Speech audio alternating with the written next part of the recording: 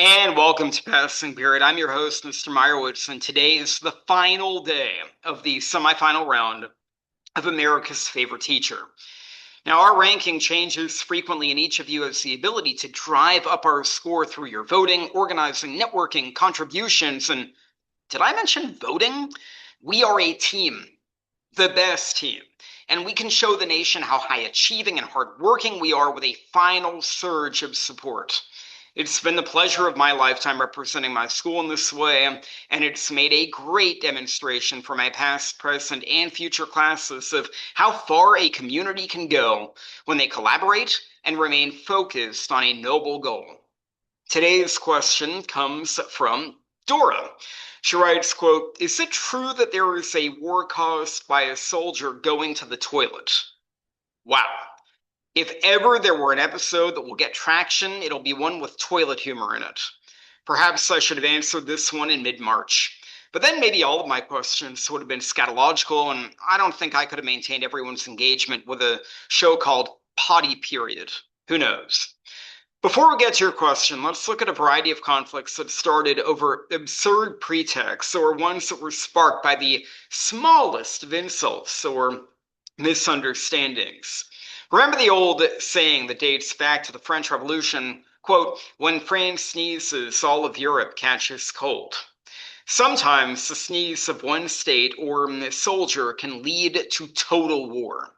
History courses generally focus on long-term and short-term causes of major conflicts. The Great War started with mania, militarism, alliances, nationalism, imperialism, and the fated assassination of Archduke Franz Ferdinand. The European theater of the Second World War started for many of the same reasons, including the likely fictional pretext that the Polish were attacking German bases. But the trigger cause often masked years or decades of hostility and suspicion and patterns of conquest and counter-conquest between warring parties. If a Bosnian Serb had killed the Austro-Hungarian emperor's nephew, who was hardly beloved even by the emperor himself, without the various nationalist and imperial struggles, provocations, and shadow wars that defined the prior generations, the Great War would at least have been delayed. A gunman with a sandwich shooting an emperor-to-be during a car parade in Sarajevo does not generally lead to global conflict. Now let's proceed with some of the more ridiculous war causes chronologically. In the 13th and 14th centuries, the Guelphs, who traditionally supported the Pope, and the Ghibellines, who traditionally supported the Holy Roman Emperor, had regular spats that rocked political life across northern Italy. These conflicts were essentially proxies between the Pope and Emperor as they feuded over which individual had the power to invest bishops with ecclesiastical authority. In 1325, in one such feud, soldiers from the Ghibelline-led city-state of Modena stole a wooden bucket from Bologna, a city-state dominated by the Guelphs, and this insult led to the War of the Bucket, culminating in Modena's victory at the Battle of Zappolino.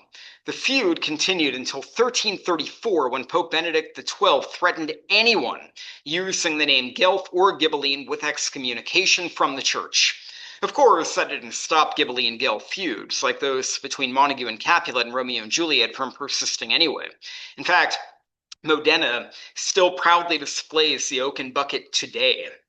Similar pranks, albeit with less saber rattling and bloodshed, often occur on college campuses. Texas A&M students famously stole a 200-pound carved owl from Rice University in 1913, causing a years-long feud. And in 1961, Caltech students snuck into the hotel rooms of Washington Husky cheerleaders and replaced their letter cards with ones that spelled Caltech during the Rose Bowl game.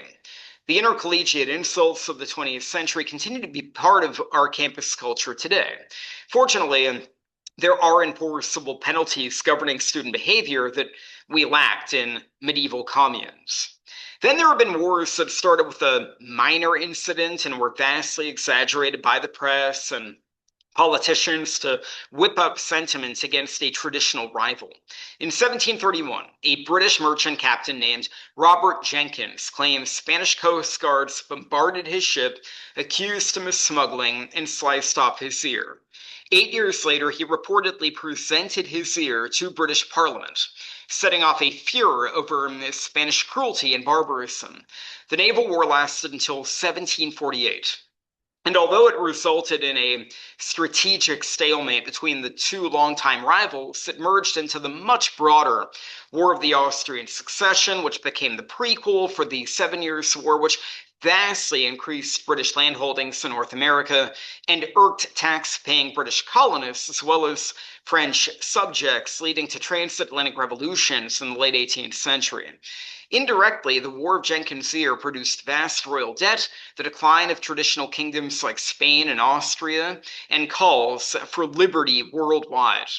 Other wars have broken out because an unpopular leader has sought some foreign distraction to unify his people domestically. During the reign of the ultra-royalist King Charles X of France, the monarchy had become increasingly vilified for purging voter rolls and restoring privileges and compensation to clergy and nobility. And Charles X sought to tap into nationalist sentiment to smooth over social and economic strife. In 1827, the Ottoman governor of Algeria, Hussein Dey, argued with a French consul over unpaid French debts. The French government had borrowed large sums of money and grain from some Jewish banking families in Algeria during the Napoleonic Wars. But when the French consul went to Algeria, he disavowed this debt, claiming that it was not the present government, but a previous rogue and revolutionary government that had taken out these loans. During the dispute, the Ottoman governor allegedly struck the French diplomat with a fly whisk or fly swatter, leading to an international scandal. What a blow to French honor. King Charles X ordered a naval blockade and then sent his military to invade Algeria in 1830 before being overthrown anyway and escaping to Britain later that same year. The so-called fly swatter affair led to more than a century of French colonial rule in Algeria, and ultimately one of the greatest conflicts of the decolonization era is the National Liberation Front repulsed the French army and citizens from their land. Still, other wars have begun due to property damage or the crossing of national boundaries. In 1838, a French pastry chef living in Mexico City claimed Mexican officers had damaged his bakery during unrest and demanded compensation. France used that dispute, among others, as a pretext to blockade Mexico and bombard the fortress of San Juan de Ulua. Compared to the vast revenue that Mexico lost during this year-long blockade, the pastry chef's losses were minuscule.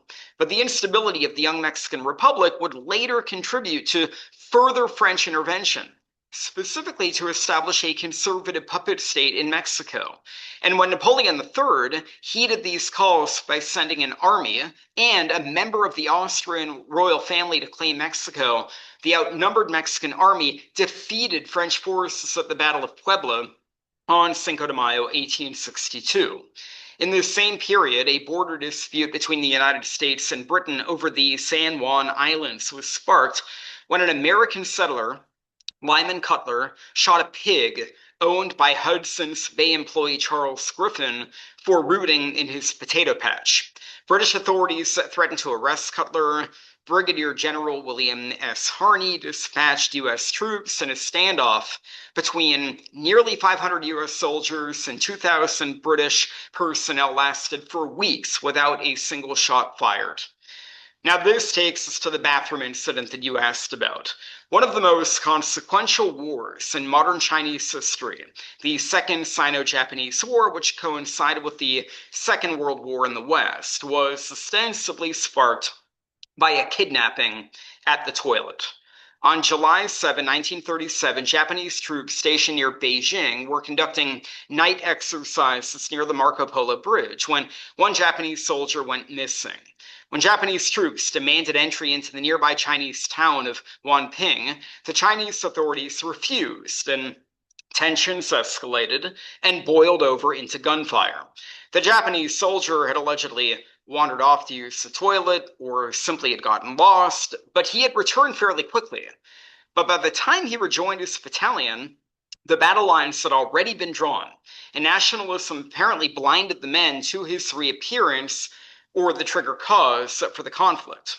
Of course, the Second Sino-Japanese War did not start because of a mysterious bathroom incident in the nighttime, any more than the Great War started because of a dead archduke.